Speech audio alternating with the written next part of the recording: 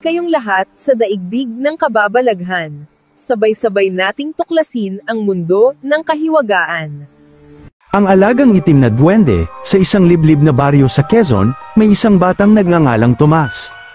Mahilig siyang maglaro sa gubat sa likod ng kanilang bahay at hindi natatakot sa dilim o sa mga kwentong kababalaghan na madalas ikinukwento ng mga matatanda. Ngunit isang gabi, nagbago ang lahat. Isang hapon, habang naglalakad si Tomas sa kagubatan, napansin niyang may maliit na nilalang sa tabi ng isang punso. Isa itong itim na duwende, hindi hihigit sa isang talampakan ang taas, may maitim na balat, pula ang mga mata, at nakasuot ng isang lumang balabal. "Bakit ka nandito?" tanong ni Tomas. Laking gulat niya nang sumagot ang maliit na nilalang, "Ako si Gaki, isang duwendeng itinaboy ng aking lahi, wala akong matutuluyan." Naawa si Tomas kaya dinala niya si Gaki sa kanilang bahay, itinago niya ito sa kanyang kwarto at binigyan ng pagkain gabi-gabi. Sa loob ng ilang linggo, naging magkaibigan sila, ngunit may kakaibang nangyayari, biglang dumami ang swerte ni Tomas. Lagi siyang nananalo sa paligsahan sa paaralan, gumanda ang ani ng kanyang pamilya, at umunlad ang kanilang negosyo. Isang gabi, isang matandang albularyo ang napadaan sa kanilang bahay, napansin niyang may kakaibang enerhiya sa paligid. May kakaibang nilalang na nakatira rito, aniya. Hindi ito pinansin ni Tomas, ngunit makalipas ang ilang araw, nagsimula siyang magkaranas ng bangungot gabi-gabi. Palagi niyang napapanaginipan ng isang madilim na mundo kung saan may mga aninong dumadaluhong sa kanya. Paglipas ng panahon, napansin ni Tomas na nagiging madalas siyang magalit at nagiging makasarili.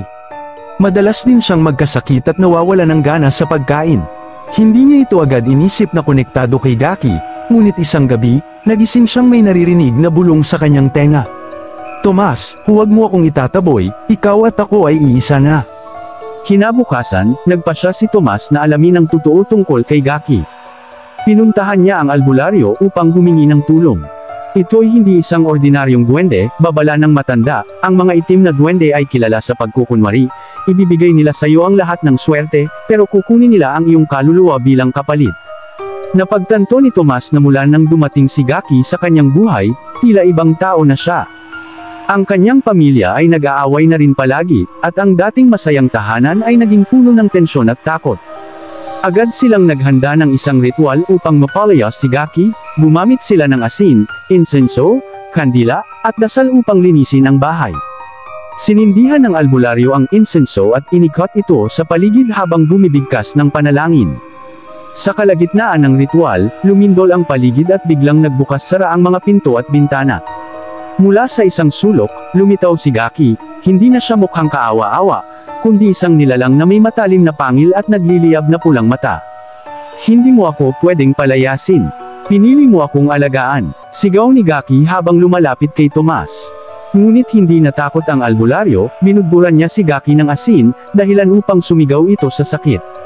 Patuloy nilang isinagawa ang ritual hanggang sa unti-unting lumiit si Gaki at tuluyang maglaho sa hangin, kasabay ng isang malakas na alingawngaw. Simula noon, bumalik sa normal ang buhay ni Tomas, unti-unti niyang nabawi ang kanyang sigla at bumalik ang sigla sa kanilang pamilya. Napagtanto niya ang isang mahalagang aral, hindi lahat ng nag-aalok ng swerte ay dapat pagkatiwalaan, lalo na kung ito'y nagmumula sa dilim. Disclaimer lang po, ito ay kasabihan at teorya lamang ng marami, nasa sa inyo pa rin kung maniniwala kayo o hindi. Maraming salamat mga kaibigan.